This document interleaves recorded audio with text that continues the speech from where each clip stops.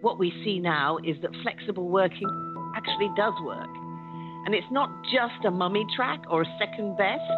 Actually, in many ways, it can be more productive, and it can produce better quality work, leaving out the tyranny, if you like, of commuting. So I think we will see men and women wanting to work more flexibly. Lockdowns have had different impacts on women throughout the period. So I think the first lockdown, as has just been said, had a huge impact on mothers. And we saw that mothers were doing 2 hours less paid work a day, and 2 hours more childcare. We saw the time obviously going up for fathers too, but not at the same proportion. So mothers were taking on a disproportionate amount of that burden, and that obviously affected their prospects at work.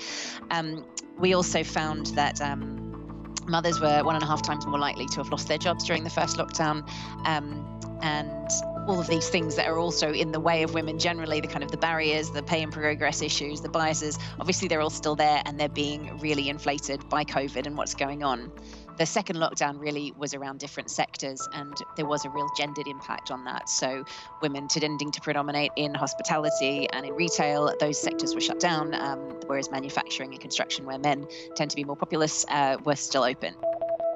We're very concerned about what the future holds with austerity measures deepening yet further, and I would support entirely the recommendation that funding needs to be channeled down to the local authorities. They need the money because they are given the task to support their local communities, and they need to have that with immediacy.